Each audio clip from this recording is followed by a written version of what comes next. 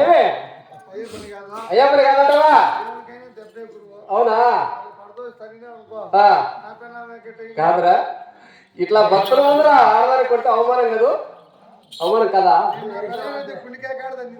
అవునా? ఖర్చు అంత పెట్టావు మళ్ళా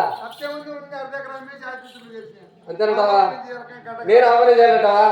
వద్దు, అట్లా కాదు. మేము ఏదో మర్యాద పూర్వకంగా అడుగుదాం. ఇంటే వినకపోతే మన తదుపరి మళ్ళీ మాట్లాడతా. లక్ష్మి, నా మాట వినవా? నా భార్య కదా, నా లక్ష్మి కదా, నా మాట వినే అలా పోయినా వచ్చేస్తా. నా మాట వినవా? ఎంత మాత్రమైనప్పుడు వినవా? ఎంత మాత్రమైన విడ మార్గం పంపవా? సరేలే, అట్లా ఉండు. ఏట మార్గము నేను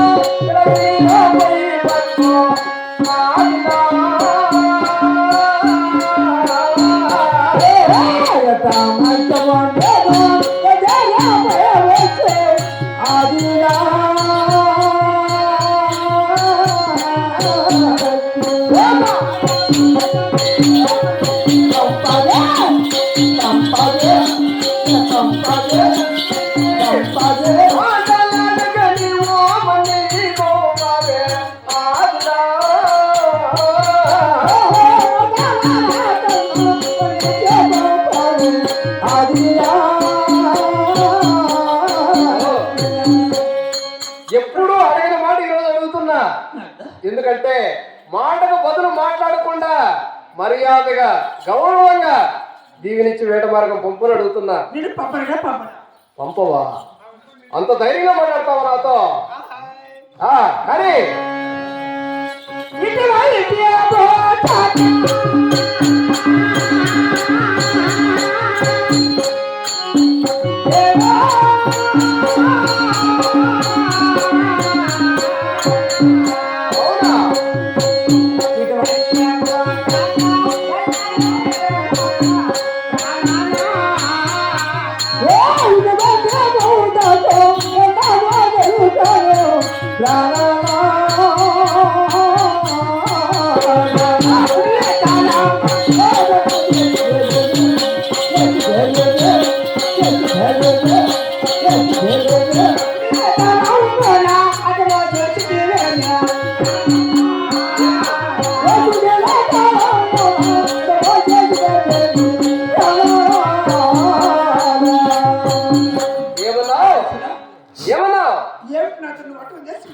అయ్యో, నీతో నేను అడుగు చేసిన వాడితో మాట్లాడానా?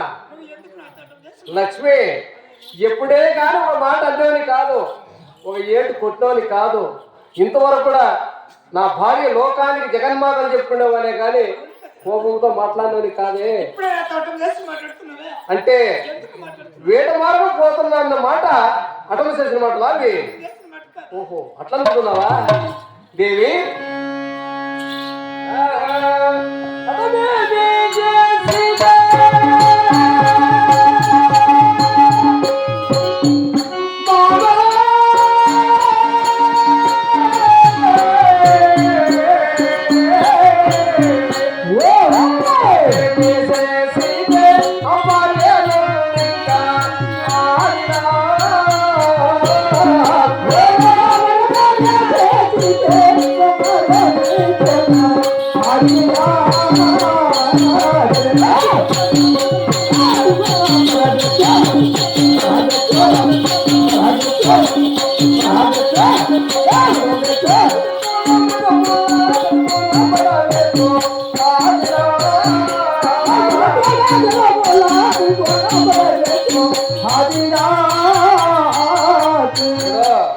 ఒక్క నిమిషంలో కొన్ని వేల మృగాలు సంహరించి వచ్చేవాడిని మర్యాదగా దీవినిచ్చి వేట మార్గం పుట్టుకో.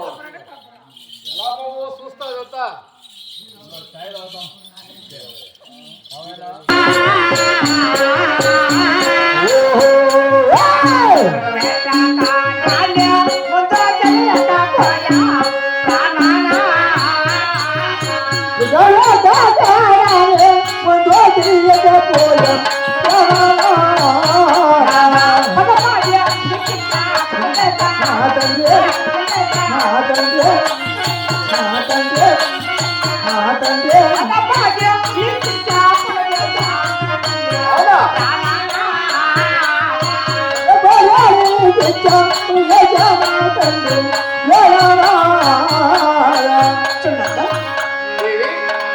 ఇటువంటి మగవేట కడను ముందు తెలియక మీ తండ్రి గారు మా తండ్రి పదపడి అవునా పగతో ఇచ్చి పెళ్లి చేశాడు. పగతో ఇచ్చి పెళ్లి చేశాడు నాకు.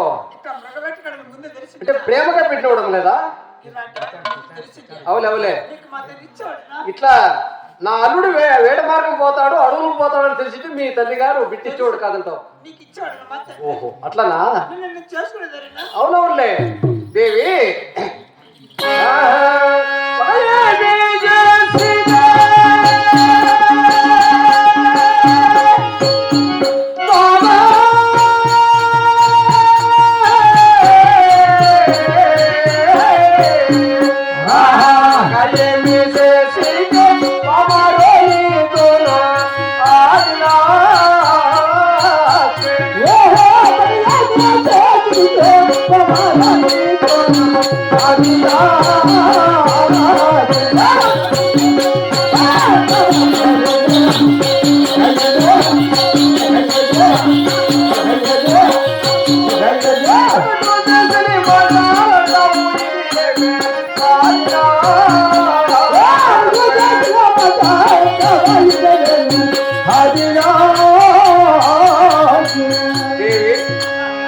ఇట్లా మాట్లాడితే ఏమంటారు తెలిసిన?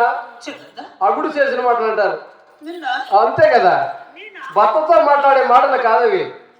భర్తతో ఎలా మాట్లాడాలా భార్య అంటే గౌరవంగా మాట్లాడాలి, ఎదురుగా మాట్లాడకుండా మంచి మాటలతో మాట్లాడాలా. ఇట్లా అడ్డం తిరిగి మాట్లాడితే దెబ్బలు తింటాం ఖచ్చితంగా. నా చేతులా